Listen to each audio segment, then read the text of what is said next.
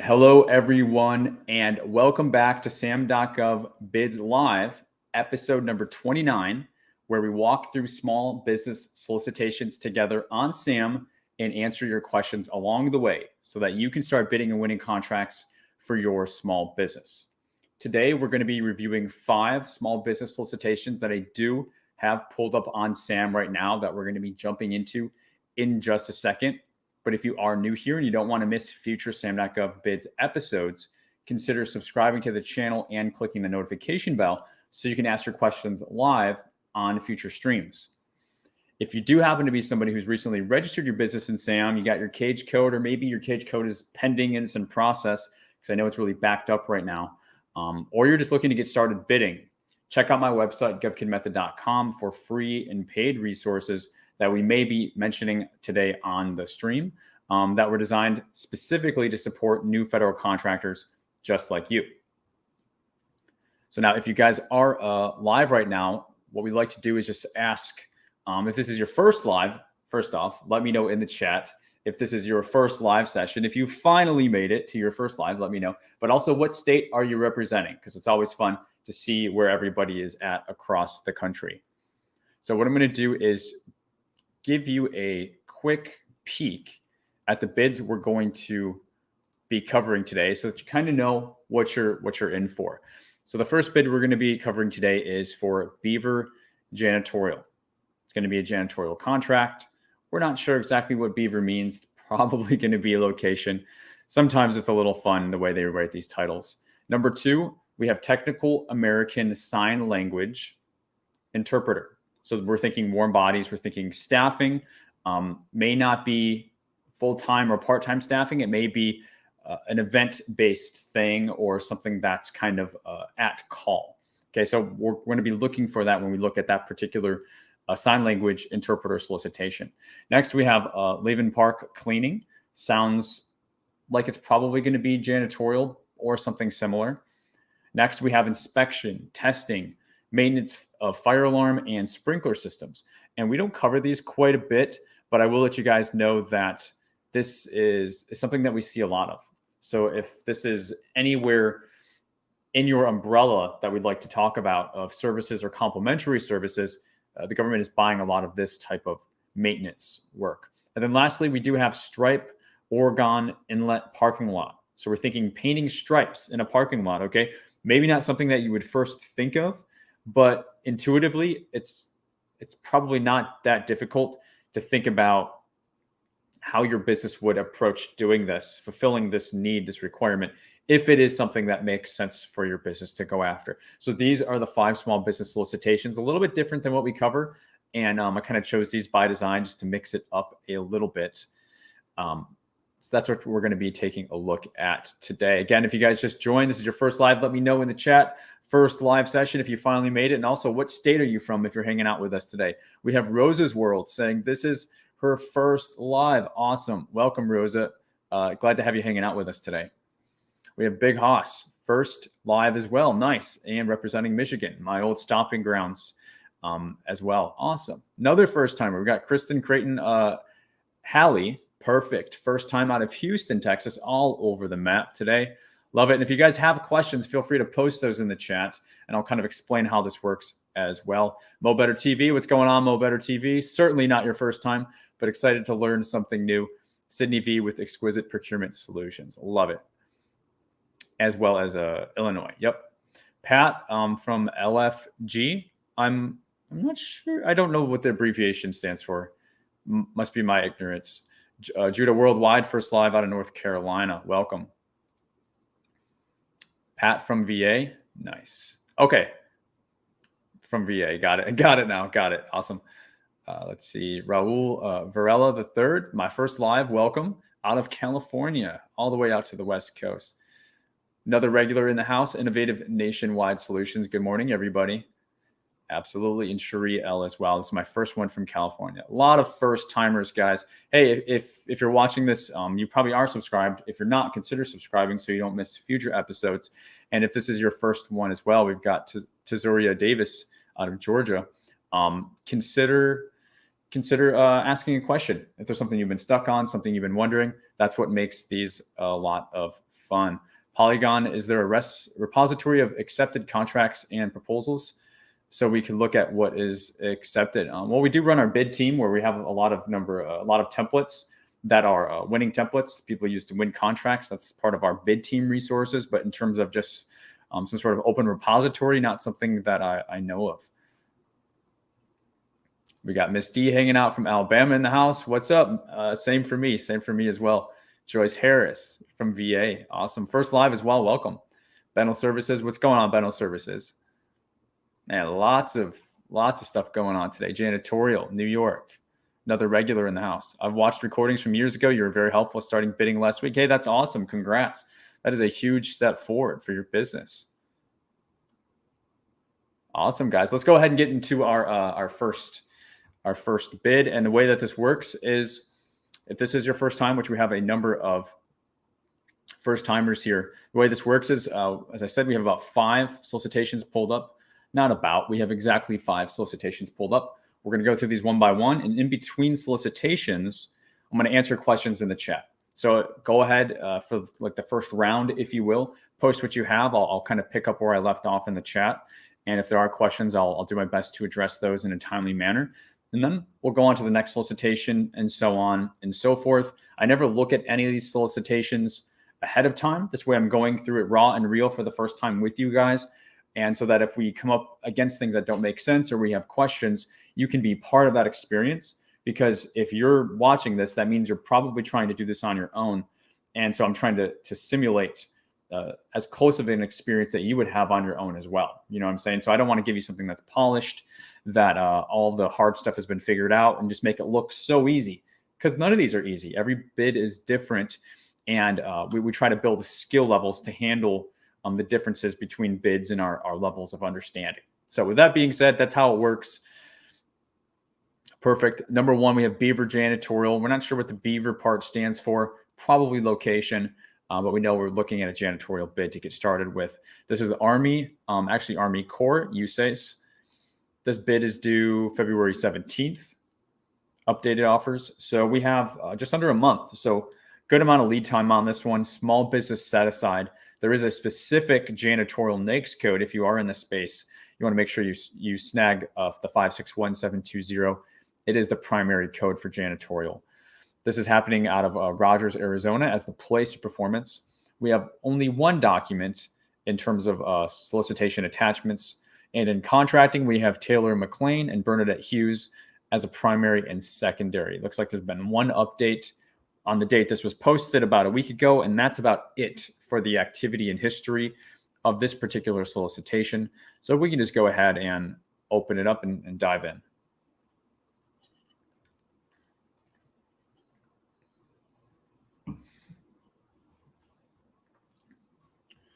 All right, let me make sure I got my tabs and everything. All right, perfect. Okay, so we're looking at our solicitation. The solicitation's 91 pages. We will try and make quick work of it. They're letting us know up front this is a RFQ, request for quote. However, too many get caught up on that RFQ versus RFP. Really what you need to know is, what is contracting asking for you to deliver to them? That's what matters more than what is it technically being called, okay? They are telling us the description of requirements. This is a service contract to provide janitorial services for the Beaver Lake, can't talk today, Beaver Lake project. There we go. Office and powerhouse at Beaver Dam. So the Beaver is the location in the title. Government shall not exercise any supervision or control over the service providers performing the services. Such contract service providers shall be accountable solely to the contractor who is in turn responsible. Okay. They're letting us know more specifically, this is a base year plus 2 options. This is going to kick off. This is saying 1 January. So we already know that they're kind of behind the ball on this. Let me make sure I'm reading this correctly. Base year, 1 January 2023, or the date, right, of contract award. And that's everything. Or the date of contract award. A lot of you guys get caught up of saying, oh my God, this bid is due tomorrow and the POP is starting next week. They're going to push it back, guys. They always do. So it's or the date of contract award. and that will go through the end of this year for that POP. And then it will kick off for the option period 1 January and so on and so forth throughout those 2 option years. Okay. There's a site visit that's going to be held February 1st. So there's still time for that. Previous acquisition, we almost missed it. They are giving us the previous award number. So this work is already being done. Again, this is for the Army Corps. If we wanted to go ahead and, why not? We don't do it very often.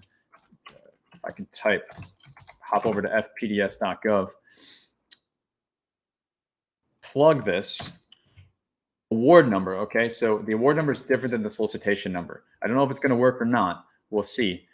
Looks like it has. Only 9 contract actions are showing up. And I'm wanting to make sure it is the same P0091. Looks like it. Yep. So we're seeing that this is Army Corps. So we're validating the agency here as well. So these are all the contract actions that have been taken on this award. Okay. We can see there's like a minus 9,700. There's an 81,000. There's a minus 9,500, minus 8,400. Another 81,400, the same amount. 76,915, 79,218, 83,000. Okay, so these appear to be executed option years. It kind of gives us potentially an idea of an annual amount. We can't say that with 100% certainty, but what you do is you try to piece this information together to tell a story. We can click and view on any of these. We're not going to spend a whole lot of time, but I don't always showcase FPDS. And we can see that yeah, our train of thought is pretty close, because they're showing here total contract obligation 354,000, and then the action obligation 83. So they're kind of, they're obligating and they're exercising these levels of value throughout in anticipation of the option years as the periods expire. Coming down, we can see what this is. It's exercise of option 4. And that's what we were thinking. And it's interesting, right? Because this was a base +2 as it's solicited over on SAM. But the award we're looking at is a base +4. Okay. So that's why we're seeing 79, 82, 83. We're seeing more than just 2 or 3 actions. We're seeing 5. And that's because this is was a 5-year contract, and now it's a 3-year contract. IE says, what does the minus mean? It could be certain things going on with contracting. I'm not going to weigh into that because I'm not a contracting official. But just know it's behind the scenes stuff that contracting is doing. I don't know what the pricing cleanse were for this. I don't want to say that money is being it's not like money's being taken back, because most of these are firm fixed price contracts. And so it's not like a time and material contracts where they could potentially do that. So I'm not going to weigh in what the minuses mean. I'm just focusing on what each year and the executions were. But just know, they're not taking money back from the contractor. Okay. It could be more of a paperwork type thing that's going on, or it could be something else, but I'm not going to try to weigh in on that. What's also interesting here is number of offers received, 1. Okay. So we're seeing here, this is simplified acquisition, competed under simplified acquisition, which doesn't really make sense, right? Because does anybody know what the simplified acquisition threshold is? Anybody know what that is? We'll give it a minute. And we're actually spending way too much time on that, but it's okay, because I kind of get to do what I want here and I'm having fun with it. Does anybody know what the current simplified acquisition threshold is? And I think there's a little bit of lag in the chat. So I'll stall for you guys just for a second, and then I'll answer it and move on. As Ms. D. So currently, the simplified acquisition threshold is 250K. Correct. We got Sky. Yep. When this was awarded 5 years ago, it was not 250K. It was 150K. They raised it during COVID. Yeah, you guys got it. You guys are not 25K, 250K. Yeah. Perfect. So if it was 150K at the time this was awarded, and also simplified acquisition, it's not just the first year, it's the entire contract. Okay, it's the entire contract. How how was this then awarded? And the answer is, I don't know. I honestly don't know. If it was if a $350,000 offer came through, it shouldn't have been able to be awarded under simplified acquisition. It's just not how it works. It's base plus option years. It's not just the base year. My guess is they did it just based off the base year, even though they're not supposed to, because contracting, they move seats so frequently. Most of them, their training is lacking. So could be a boo-boo. Not sure. So I'm the thing I'm stuck on here, guys, is number of offers received 1. I don't know if you're stuck on that too. Because why would there be 1? This is why it's 1, because it was the execution of an exercise. So if we wanted to see how many originally were received, we would have to go to the base year, and then it would give us some more of that information. So again, just kind of ad-libbing here. Feel free to play around. The website's fpds.gov, Federal Procurement Data System.gov. This is the archive. SAM is not the archive. Okay, all the contracts that they archive and they're awarded and they move on, they're not all archived in SAM. A lot of you guys try to go to SAM. They're like, I can't find it. It's not there. Go to fpds.gov. That is fpds.gov is the place where things are and have been archived for, I believe, 20 plus years. So I guess enough about that. But a good little exercise for you guys. So all that came from this little line down here, previous acquisition. So anytime, again, you have an award number, you have to have the award number, not the old solicitation number. You can go through that exercise that we just went through and try and, spend some more time there and piece some things together. Evaluation. This is important. Well, instruction to offers is important too. They're saying deviation though. Applies to this instruction offers, commercial applies to this. Offers are also required to submit a completed copies of the RFQ cover page and the quote schedule. Easy enough. Evaluation. This is not applicable. Commercial items is not applicable to the solicitation. Award will be made solely on price. Okay, so this is going to be lowest price. Lowest price, technically acceptable bid is how this is looking. Okay, fill out the reps inserts. More specifically, required documents to submit. Remember I said don't worry so much at the beginning of this of it being an RFQ or an RFP. Derek, what do I do for which one? Don't worry about it. Don't worry about that. What you should be very worried about is going into the solicitation and finding specifically what they're asking for. That's what this is. Required documents to submit. Number 1, request for quotation cover page, filled in and signed. Okay, this is the only document that we have here. We're still on bid 1, guys. And then we're going to be getting to the chat in just a minute. So I don't see the cover page. The cover page is usually page 1, and it's usually in the form of an SF 1449 form. Okay, so I find this interesting. Maybe we did not get to it yet. Maybe it's page 3, and it looks like it is. I'm getting ahead of myself, and I swear I have not looked at this ahead of time. It's just funny how they line this stuff up. So this thing, we already know we got to fill that out. Easy peasy. Number 2, reps inserts or a copy of those in SAM. Also easy peasy. Quote schedule with unit prices and total price. This is going to be the pricing cleanse, which I'm sure we're going to find out in just a minute. And then lastly, signed amendments if applicable. And the amendments would be posted here as an additional attachment. And there are none. That means there are no amendments yet. But you want to keep watching up to the due date, which is February 17th, in case they amend something like change the statement of work, post questions and answers, or extend the due date for some particular reason. Those are all reasons why you very well could see an amendment posted, at which point in time you will have to also print, date, and sign that amendment just like you would the, well, if you had an SF 1449 form, that's what you would do for that as well. Okay, so this is what's required in your proposal. Derek, I'm not a proposal writer. I'm not a technical writer. I don't know how to do this stuff. Well, if you can read and present answers, plug and chug to things that are requested for you, then you can do government proposals. That is in the essence of no matter how large it is, that's always the name of the game. The ones that we look at are a lot more manageable and sometimes even bite-sized to get you guys started. But as you go on to go after bigger stuff, the name of the game doesn't change. It's just more work. Make sense? When submitting the quote, please reference your solicitation number in the email subject line. Email those over to Taylor McLean. Okay, so here's the quote sheet, basic company information. Like I said, easy peasy. Here's the bidding schedule. We go right into those pricing cleanse that will be reflective of the terms. So the terms are what? Base year, option year 1, option year 2, and that's it. So 1 page of pricing. Okay, and they're giving you quantities. So number of cleanings throughout the year. Clean the office 104 times, the project office 104 times. That's going to be twice a week if you do the math.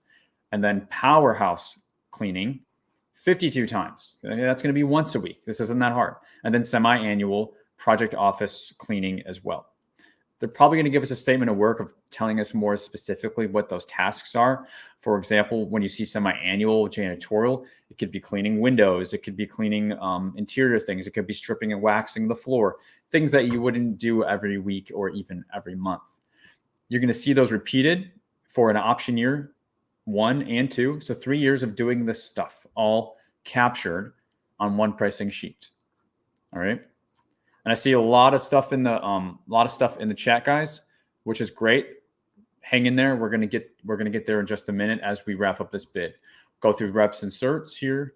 And I just want to point out, we've spent a lot of time on this one, but all this information we've gathered from the first 3 pages, first 4 pages, first 4 of 91. Okay, when you read a bid, you're not reading line by line, page by page. You are hunting. It just so happens that they really front loaded this, and which is why now I'm really, picking up the scroll speed to see what else is in here. Like a statement of work. We don't have any other attachments. So whatever you're going to get, it's going to all be here. So here's the statement of work, right? Reflecting the term, holidays, kind of just skimming, looking for tasks. Remember, we got 1 task for 2 times a week, 1 task for once a week, and then another task that was for twice a year. So I'm just curious, like, what are those? What are those tasks? Specific tasks, janitorial services. Let's see here. So they have given us project office semi-annual cleaning. So this would be the twice a year. They did call that out. But these other tasks, this list here, I'm not seeing a separation of once a week versus the twice a week. So that's something that we would have to, for example, look at closer. And if it's not there, that would be a good example of something to ask contracting. It's not jumping out to me like this semi-annual one is. I wish that they would make that more clear. Maybe it's here. Beaver Powerhouse. I think it's here. Because coming back to the pricing, they're saying project office cleaning and then the powerhouse and then the semi-annual. So I think they just got them out of order. These are all little things that really matter. And if I were speaking to contracting, these are the type of things that I would say is when you ask for things in such an order, you try and present it in the same order, because as a vendor, as a contractor, we are being very meticulous and very detail oriented because we have to, because we don't want to miss something for you. So when you give us the out of order, the Beaver Project House, right? Number 1, and then the semi-annual, which on the pricing cleanse is number 3, it's a bit out of order. And then the powerhouse you present as number 3 is really number 2 in the pricing cleanse. It's something small, but it can make things unnecessarily confusing. So we were able to find those specific tasks, so we would want to spend some time there.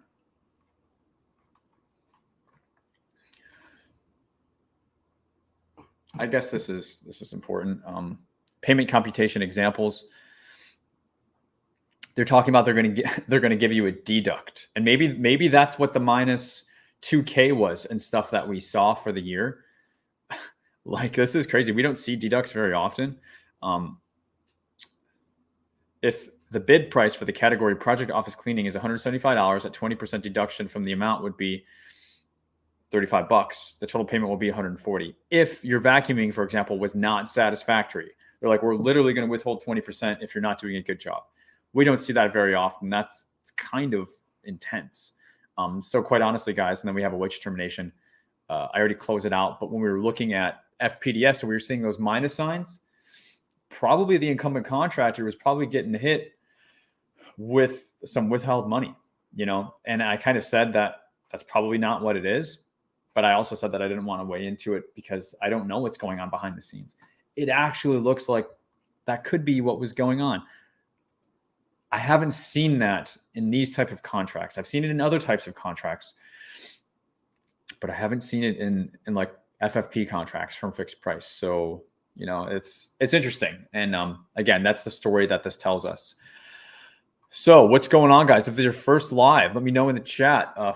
First live, and what state are you from? We got so many people hanging out with us today. Thanks for hanging out with us. It totally makes my whole day, and it's a lot of fun. And hopefully you learn a thing or two from, if you're a regular and you watch these or you watch these on recordings, hopefully you walk away with something, whether it's a certain level of clarity or like just a thing you didn't know, like whatever. Like that's what we're here for. Cherie L, and I'm going to try and take these a little bit fast because we do have a lot.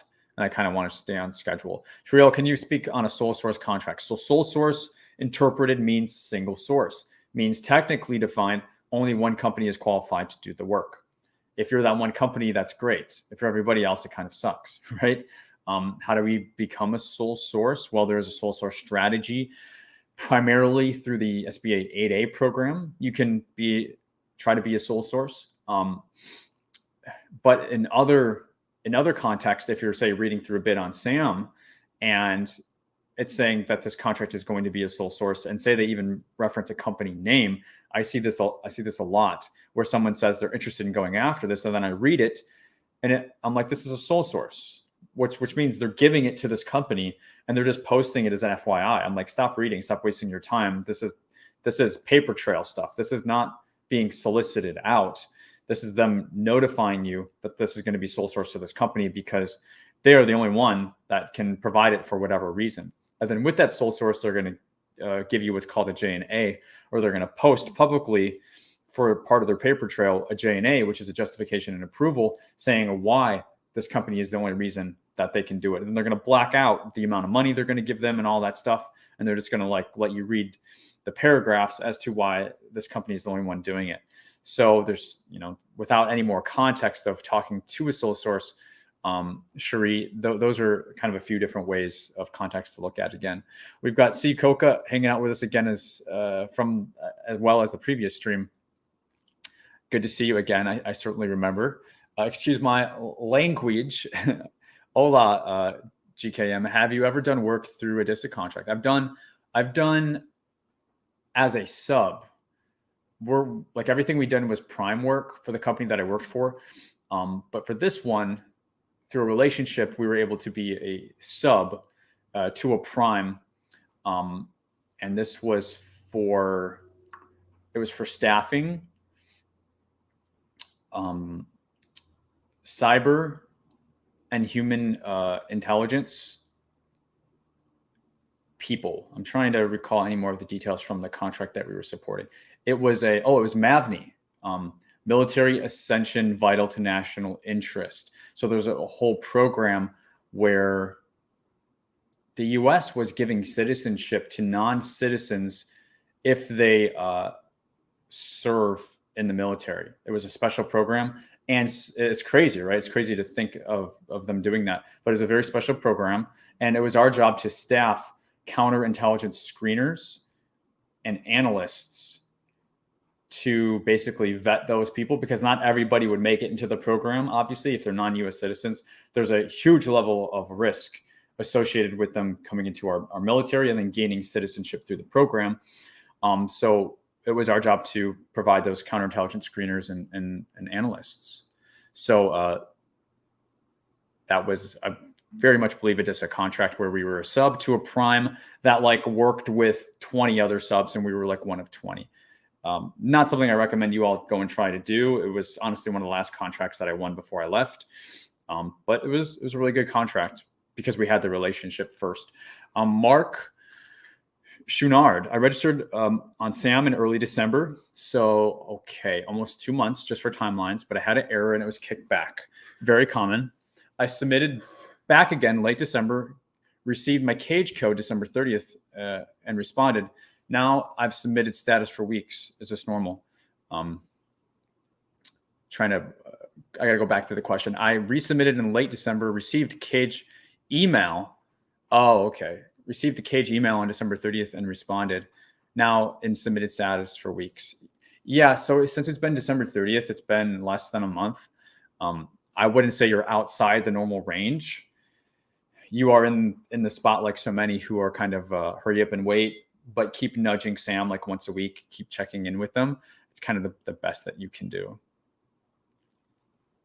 And Mark is also from Oklahoma. What's up? Ageless Beauty, hanging out first time.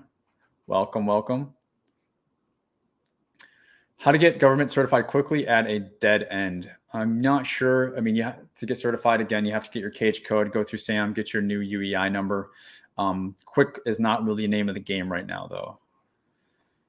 Sky Tash, they only had one bid. They wanted to get it done. Yeah. So that I kind of got ahead of myself on that one. It was just because it was the option year being extended. Thank you so much, Polygon and Tezuria, for the shout outs.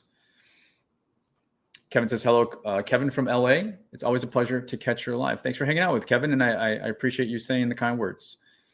Ghost 36, I finally made it live. What's up? You finally made it here, Ghost. Can you digitally sign the amendments? Yeah, 100%. You don't have to print any of this stuff out, guys. I'm a big proponent of small PDF. It's a bit cheaper and it's a lot more user-friendly. But if you have Adobe or something like that, you definitely want to do that. Kevin, when submitting an RFQ, what would be a fair margin to add, 15 to 20%? It certainly depends on the contract. Anytime anybody asks me about profit ranges, there is kind of the gross industry standard between like the competitive range is, I would say the very competitive range is between 5 to 20%. You could open it up to a little bit more than that. But when you start going north of, say, 25, 30%, you're going to be looking more probably at like best value contracts. You're not going to be competing solely on price. Ghost 36, what do we give to the sub? Ghost, you want to give the statement of work. You want the sub to be quoting exactly what is being required. So number one, the statement of work, but number two, also any pricing tables, pricing cleanse, anything that the government is making you fill out, you have to make the sub fill out. That way everything is apples to apples.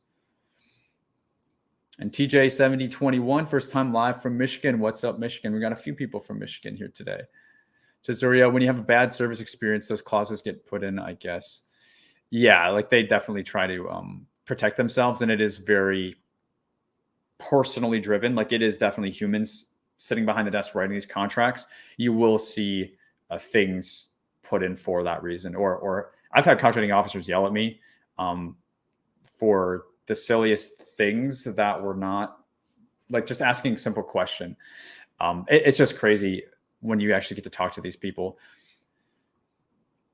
Sky Tash, contracting officer, so upset they made it 3 year from 5 years. Yeah, like that's, again, like I think that's a great way of reading into the story, because we can also put the other piece together with this piece in this particular puzzle of them doing that 20% deduction, right? So it's contracting is like kind of pissed off. They're not doing a good job. We're going to hit them on the 20%. And by the way, we're not going to enter into such a long agreement with them. 100%. You can certainly read into that. And they were just option years. So they technically didn't even have to continue executing on those option years. But for whatever reason, they may not have wanted to go through the hassle. Maybe it was because it was during COVID and they were worried about losing service altogether. So they kind of had to put up with what they had at the time. But now that it's over, they're learning from their mistakes. It's certainly a way to read into it. No Rush 85, Seattle here, getting ready to retire military. Awesome. I'm in analysis paralysis, but need to get started. Certainly can appreciate that. So many are in that stage. Take some action, bring whatever questions you can to the live. And if you're looking for the additional accountability, if it's something that you're really looking to get pushed on, that's what Bid Team is for. But there's plenty of resources that are free as well to support you. But I think just having the awareness, No Rush 85, having that awareness around it is going to help you to not stay in that for too long. Yeah, I did not know what sole source meant. 100%. Of course not, Icon. Hope I didn't miss the good stuff. We're just getting into it. I'm super slow today, guys, just to be honest. I doubt we're going to get through all 5 solicitations, but there's so many great questions. I mean, I'd rather spend additional time on those. Crumb Snatcher, McVesh Trucking from Virginia. Awesome. Thanks for hanging out, as well as Apostle Godsking, first time on live as well. Awesome. Welcome. So many first timers today. Progress Junkie says, you're a real inspiration. I just lost my job as a vet. So sorry to hear that. And currently been researching Gov contracts. Thanks for putting out your content.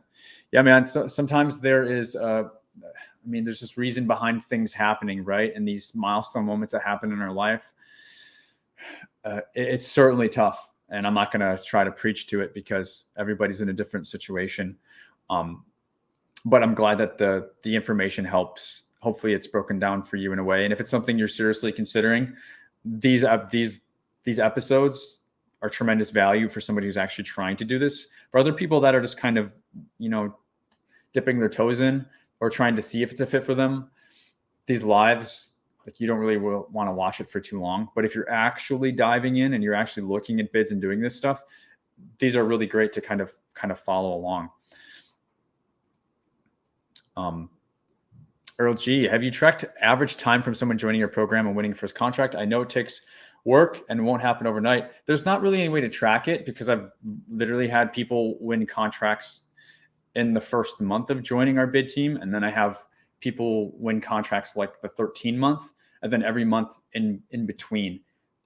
It's not a reflection of the program. And I'm not just saying that. It's a reflection of a couple of things, but it's mostly going to be like what you are bringing to the table in terms of, honestly, not even past performance or past experience. Because we have Arthur, who's been in the program for less than 2 months, and he didn't have any previous experience at all. And he won his first contract two weeks ago. And so sometimes I'm even surprised, because then we bring people into the program and they say they have a business that's been established for 10 or 20 years. They have an amazing past performance. They know exactly how to price their goods and services, but then they can go in 6 months and they still haven't won anything. And then when I hear from them, it's like they're not bidding. They're missing all sorts of opportunities. Why? Because they're so focused rather on their commercial-based business. They're treating this not serious. So sometimes those people who don't have as established a business, they're more hungry, so they put more into it. So again, it's really difficult to track. And maybe, 3 years from now, I would have more data to track, but I would still kind of argue against it because the data would probably be misleading, because I don't know what you versus somebody else would be bringing to put into this. So hopefully that makes sense. It's the realest answer I can give you. Pat says, what size contract should we aim for when starting? Well, you certainly want to give consideration to your pricing for contracts that you're going to be able to upfront money, because that's usually the case, whether it's paying the sub or if it's procurements or some sort of service where you're doing a net 30, net 60, right, to get started. You want to, of course, stay within that range or have means, whether you're going to be doing SBA loans or factoring or credit cards, means of financing these deals. That's probably the first thing that you want to consider, because you don't want to default on a contract or something like that after going through all this and winning it, and then you can't even get it off the ground. So number one, stick within a range that you can handle. But at the same time, you don't get to dictate what value these contracts are for. So a lot of times it's just based off of kind of like what you're finding, and then using these parameters as your bid, no bid, part of your bid, no bid process of weeding out the ones that are too big and the ones that are maybe too small. Cool, guys. A couple more, and then we'll get back into our next bid here. Great questions today. Mark says, great. Yeah, definitely hang on, Mark. You're still within that normal range. We've got Get Junk Removal. I'm new to your channel and started watching today, and I love it. Hey, awesome. Thanks for letting me know that, and I'm glad it's given you some value. And thanks for sharing and awesome that you actually caught alive as well. Pretty cool. A possible difference between a cage code and an ACE code. Cage code is what you get as a assigned number to the entity that you register in SAM. Essentially, that is the number that contracts are awarded to. Your cage code, it's just one number, four-digit code or 5-digit code. And then NAICS codes are not a government contracting thing. I know a lot of people only know NAICS codes in context of government contracting. But for example, if you go to open a business bank account for any business, towards the end of setting up the process, the banker is going to ask you, so what is the NAICS code for your business? We need to put something in the system here. And then if you're in GovCon or you follow me, you might be able to be like, oh yeah, we're 561110, and really wow and surprise the banker for knowing NAICS codes off the top of your head. But if you're in any other industry where NAICS codes are not prominent, they're going to kind of go through a list with you, and then they're going to assign one. So it's North American Industry Classification Systems Code, and it's just a way of essentially the entire government of keeping tabs on those goods and services that are being bought and offered by businesses, period, whether it's government contracting or just in the commercial space. So huge differences between NAICS codes and cage codes. Lastly, NAICS codes, you're going to have 5 to a dozen, maybe a bit more codes that you select and change. They're fluid, they're not in concrete. Versus a cage code, there's just one, and it is in concrete. So those are some of the differences. POSO, how much do you charge to walk through with me to complete a bid? I don't offer that, but what we do that every week on our bid team. That way, it's a bit more scalable. You're able to send your bid, your proposal, any of our training worksheets that you fill out, you can send it to me in a secure portal. I review it, and then I can kind of go over that with you on a call along with our other bid team members. That way you can all learn from each other, but it can be, for sake of confidential information or just straight up competition. Everything is sent to me only. That way nobody else knows what you're working on, but we can still provide the meaningful feedback and review. And lots of times you don't really care because you're just learning. You're looking back on something, so it's a great thing to learn from. Those are all great things to be able to share. But nothing's just one-on-one because it's just not the best use of the time anymore. All right, guys, going to go to our next bid. We are certainly not going to make it through all of them today, and that's okay. I will pick up with the chat where we left off, though, after we finish this one. So number 2, Laven Park Cleaning, Department of the Army, USACE as well. This seems like a total repeat. This is due February 3rd. Small business set aside. Again, we're hit with that janitorial NAICS code. You know what, guys? I'm just going to skip this one because it's so similar to the one that we just looked at, and we don't have a whole nother hour ahead of us. So I'll move on to this next one, which is inspection, testing, maintenance of fire alarm and sprinkler system. Hopefully you guys are okay with that. This is ACC, which is Army Contracting Command, Department of the Army. And I said at the very beginning of the episode, by the way, if you guys are liking this, smash the like button if you would. It helps the video rank when it goes on to the replays when the live ends. Click the like button if you're getting some value out of this. As I said, though, inspection, testing, and maintenance of fire alarm and sprinkler system. There are lots of contracts for this type of systems, maintenance, calibration, inspecting, testing equipment. If this is anything that fits underneath your umbrella as a primary or a complementary service that you're able or looking to offer, I'm just kind of like giving you a bone here that there's lots of contracts, and this is rather niche, but there's lots of money that gets spent on this type of stuff if it's something that you hadn't considered. They're using security system services as the NAICS code, which is interesting, right? Because this doesn't necessarily sound like security systems. 561621. Provide fire alarm. So that's why they're using it. Fire alarm, fire sprinkler suppression systems inspection. So basically we got to make sure that it's being maintained and make sure the stuff is still working. It's already installed. It's probably not going to be any installation. It's just going to be the ongoing maintenance. So you find a testing company. There's lots of companies that do this. They're going to be small businesses. You're a small business, which means they're a similarly situated entity, which means this would qualify for what we call on the channel a legal middlemaning, right? And you could have them do up to 100% of the work if they are a small business, because this is small business set aside. And that's how similarly situated works. The government will not pay more than, in this case, services 50% to the primary contractor or a similarly situated entity, right? So you find a similarly situated entity. And actually tomorrow night, guys, we're doing the first live training for the legal middleman method. You'll find the link for that if you want to register. Some of you probably already are registered. Tomorrow night, 7 p.m. For bid team members, if we have any bid team members on, I don't recommend you guys join that because you already have everything in a lot more detail in your training. But for anybody who's new to this, not on bid team yet, I highly recommend that you check it out. It's going to be totally live. It's not going to be a pre-recorded thing.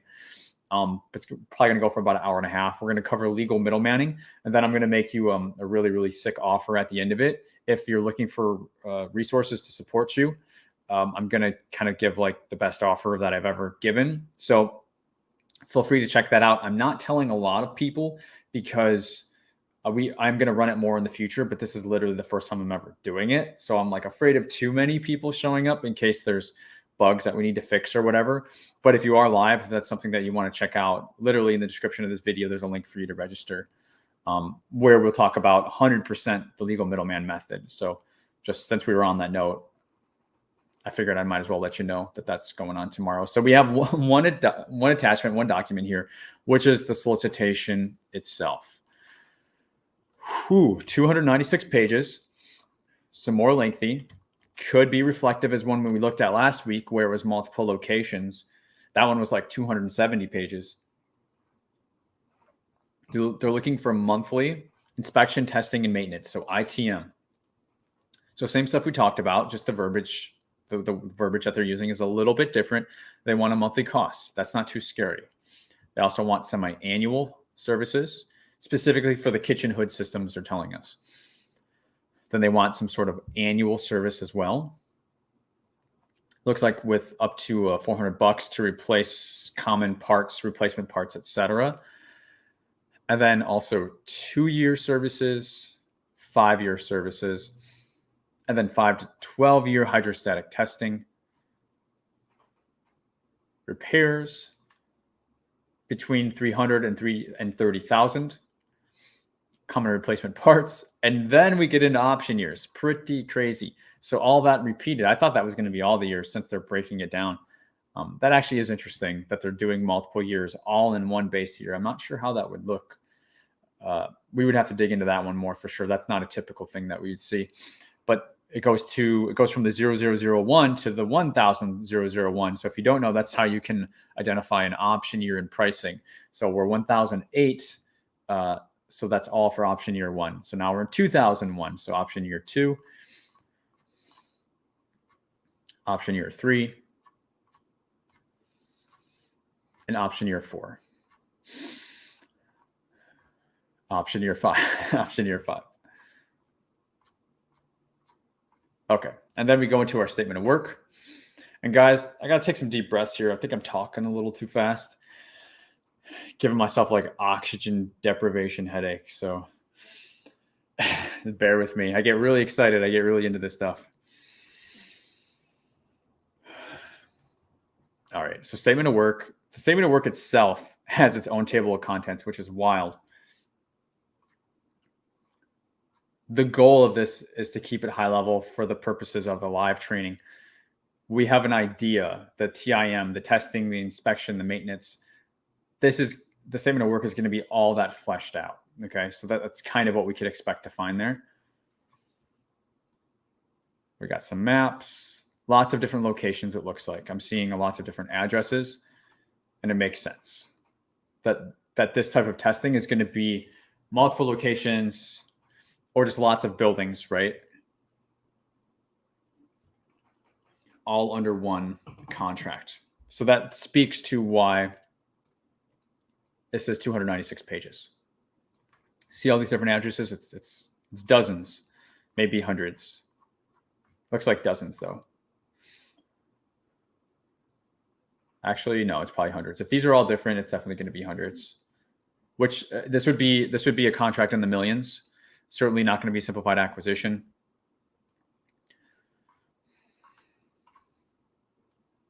And but not, not a bad contract to have at all. All right, so I'm kind of looking for, okay, we have wage determinations now. I'm looking to see, and that's another thing. If you're seeing multiple different wage determinations, that's meaning multiple locations as well. Because they go by county. Wage determinations are county based. Okay, so I think we found it. Yeah.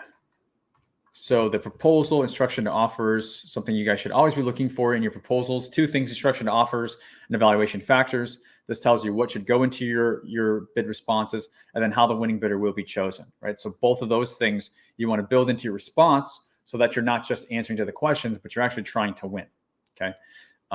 Instruction to offers, evaluation factors. So we are hit with instruction to offers.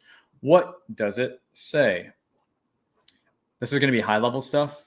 And then the specific proposal submission requirements are here. So I'm just going to kind of skip down.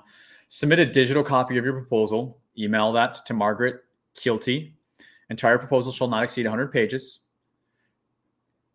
Technical exhibits, quality assurance, surveillance plan, the QASP, other things are not going to be evaluated for page limits. Complete all the pricing cleanse. So that's not crazy. You shall submit one cover page for the pricing that shall include a breakdown of the base year and the option years and the 6-month option period. The total sum shall be separately stated on the cover page. Interesting. They're saying they want the actual dollar value separately stated on the cover page so that they can see, okay, what is this, without even having to open it.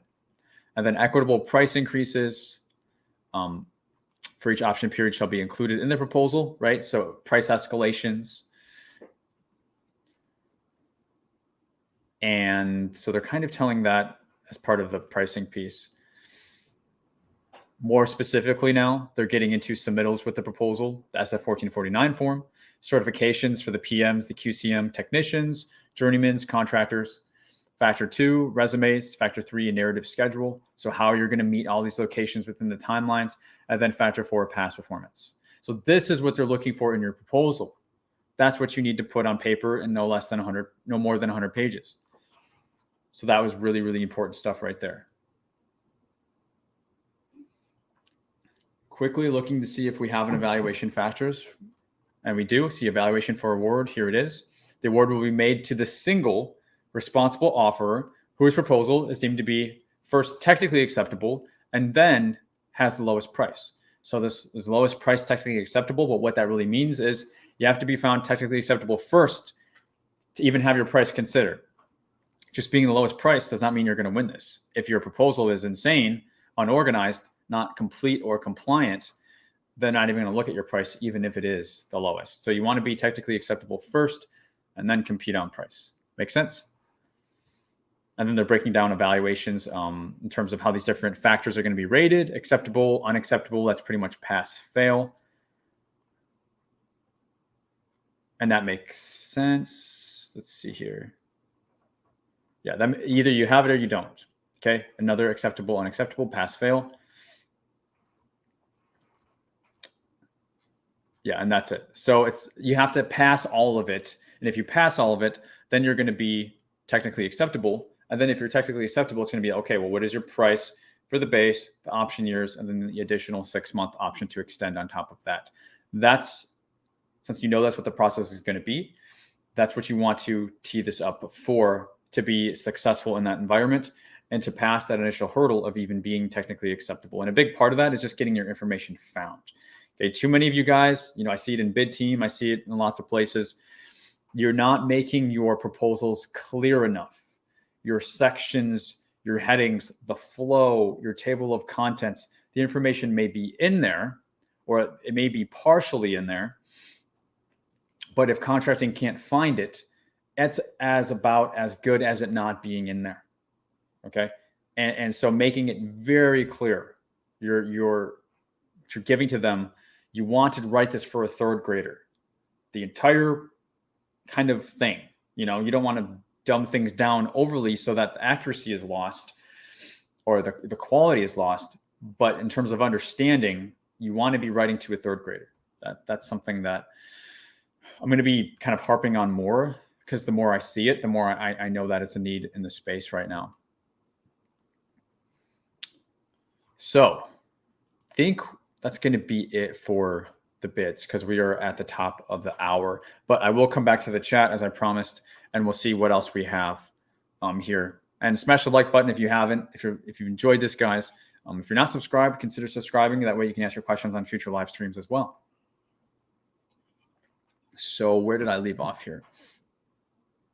TJ 7021, can you do the pricing? I get confused on 4 to 5 year bids. So when the way of looking at pricing for multiple years, you really want to get the base year done first to make sure that you understand it, you can do it, whether you're getting subs from the quote or whatever it is, quote from the sub rather. You need to make sure you're understanding and you're able to price that accurately. If you can't do that first, you don't need to worry about the option years. So you need to make sure you got things in check first. So that's kind of like your first goal. Then when it comes to option years, you need to look at seeing, is it exactly the same services being repeated in option years?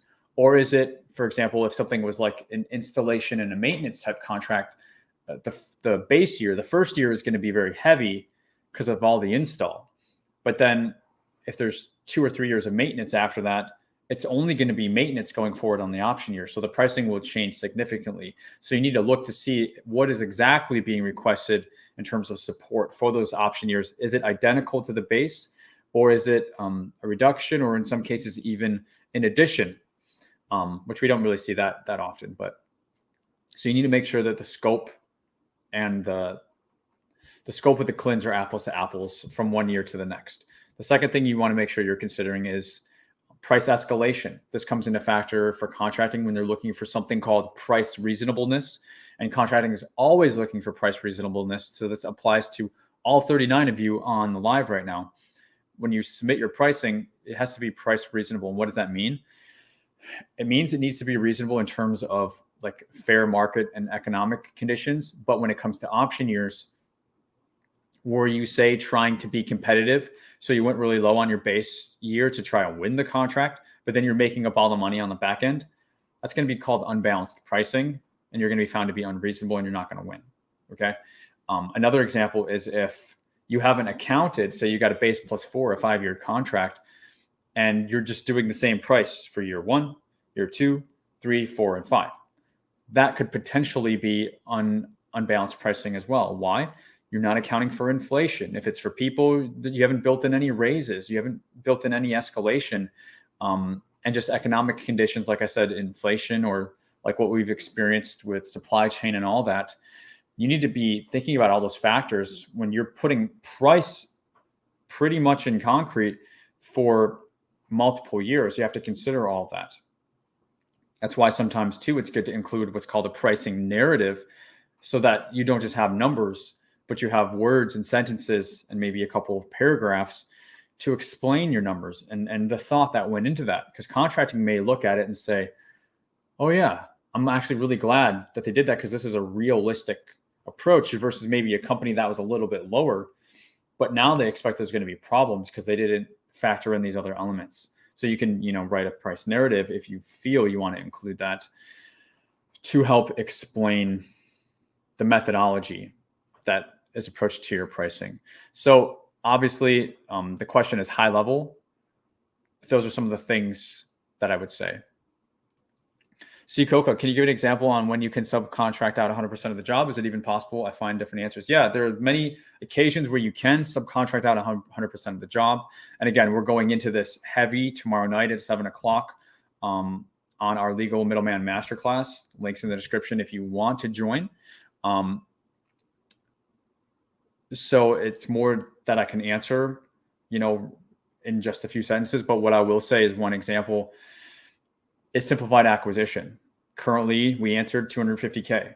Contracts that are below the simplified acquisition threshold, what you're referring to, Coca, is the limitations on subcontracting. So contracts below 250, LOS, the limits on subcontracting, do not even apply. Okay, so if it's under 250, government considers it to be too significant in size. You can do whatever you want with it. You can sub it out to a large business. You can give it to Microsoft. You can do it yourself. You can give it to another small business. You can do whatever you want with it. It does not apply. And it's written into the FAR. It literally says it doesn't apply. So that's just one example of where you could do 100% middleman.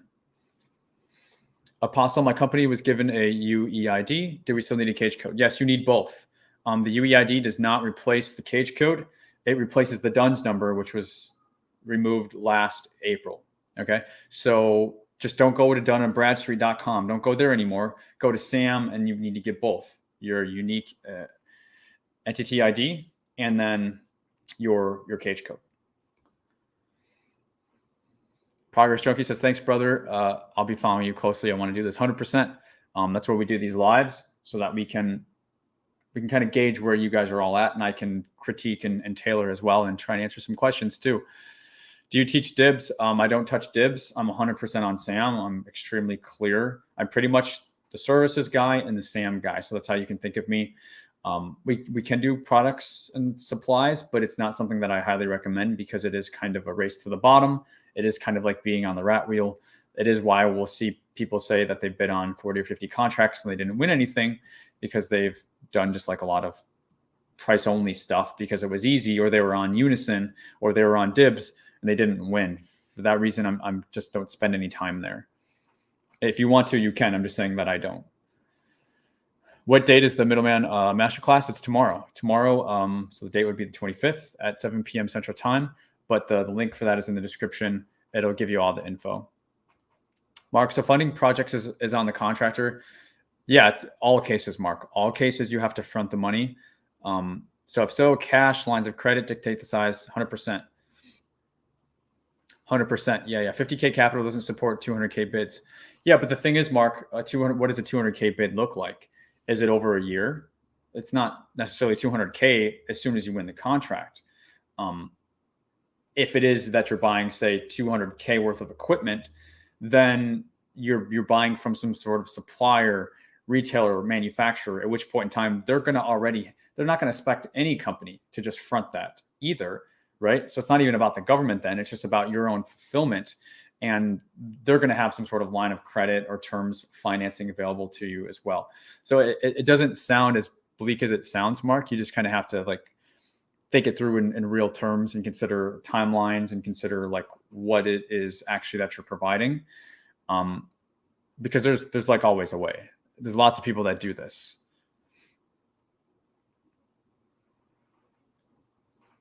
See, Coca, you got to have a lot of patience to read through all of that. It's more patience at first. It's patience learning how to tie your shoe. It's patience learning how to ride the bike. Yes. The better you get at it, it's more muscle memory and it's less taking from willpower, and it's more kind of doing it on autopilot. Just like I do today. We didn't do all 5, but doing 5 bid semi breakdowns in an hour is pretty fast while talking and explaining it. I could probably do twice as much without talking. I don't do that through patience. I just do that through experience and kind of muscle memory. So just know that there's hope and you'll get there. Practice is the mother of skill, something like that. In this case, it would be hard to subcontract a service request because of all the info you would need to get from potential subs, right? And you can get the info from potential subs. You can have the subs help write the approach. You can use subcontractors' past performance. You're certainly going to be reliant on them for pricing. So if you are doing the legal middleman method, you need to know that that's what you're in for. And then you start getting good at that, kind of extracting the information that you need. This is a skill that builds over time. You don't start out being amazing at this. It's not like, I don't know, I bought a Pokemon card and then I sold it for more money. It's a bit more than that. This is not something that's a side hustle. I'm not saying that anybody's saying that, but some people do say that. This is not a side hustle. It's a business. Businesses take time. You know what I'm saying? So you have to have the time. If you're saying you don't have the patience for it or whatever, then it's probably not something you should spend your time on. Polygon, how do we keep inflation, which is very low now, in check when we are looking at multi-year? The sub must be able to account for future costs. How do we keep inflation? in check. You can't keep inflation in check. You just have to try to account for it as much as you can. Now, if something happens crazy in the world where you just can't fulfill the contract anymore and you got a multi-year contract, there's something called an REA, request for equitable adjustment, that you can try to lean on. That way contractors don't get screwed, and it allows contracting to add funds to the bucket of money, to the pricing cleanse, right? So there's ways of handling things like that are outside of your control. But there's nothing you can really do to like stop inflation from happening. See, Coca, as a newbie, I wouldn't know all the keywords. Nobody does. You got to practice, man. You just got to get in it and get started. Do I recommend PTAX services from Jay Shin? I highly recommend PTAX services for helping you get registered and kind of getting you off of the paralysis by analysis Ferris wheel. That's my personal standpoint. I think they're excellent for that. Certainly better than paying somebody to do it for you. And then after that, the next stage is kind of jumping in the deep end of the pool, learning how to bid, right? I know that PTAX, and many will say that PTAX offers services for that. My humble opinion is just to not stay there for too long after that. But I will use a grain of salt and say it depends, because I think some PTAX are more helpful than others. And I'm trying to be super fair. But I know a lot of you have done this, and then you'll be at the PTAC for a year and you're still not bidding. And it's because they're having you go to classes, or they're having you do this and that, or that you spend 3 months working on a capability statement and they're reviewing it for you. These things don't matter. At the point to where it starts to take away from action you should taking, that's where I don't like it. You know what I'm saying?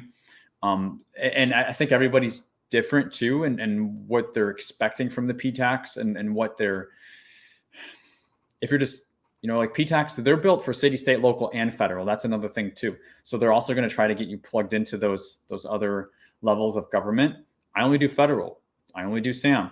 Not saying that's what you should do, but just saying, if you're not even clear on what you're trying to go after, I don't recommend trying to do city, state, federal, and county all at the same time. Okay. And sometimes, and I think that's kind of what happens, people get confused because they'll go and they'll get their city or their state set asides, right? And then they'll come to SAM and try to use them. Well, the federal government doesn't recognize your DBE. Sorry, it's not there. The federal government does not have any sort of minority program at all. Okay, so if you were doing that in hopes of leveraging that, well, now you've just kind of, not that you wasted time, but you're not getting the payoff that you thought. So there's a lot of confusion, and I don't think a really good job is being done at getting contractors really clear as they work with contractors on what their path is going to be. That's the feedback that I'm hearing. So that's what I'm speaking to. I'm trying to be super fair about it. So those are just some of my thoughts. All right, cool, guys. Looks like that's all the questions. We made it. Smash the like button. And guys, what we do on these live sessions, they're just a drop in the bucket. There's so much more to learn. Obviously, if you are looking for a step-by-step proven process to follow with weekly coaching for the additional accountability, but to also make sure you're doing it right. Literally, I look at proposals you submit, worksheets that we have in the training, and bids that you may be having questions on. We get to dive into all that. You may be the best next fit to join our bid team. Okay. And you can learn more about that at govkidmethod.com. If it's something you're serious looking for support with, we do have our members winning contracts all the time.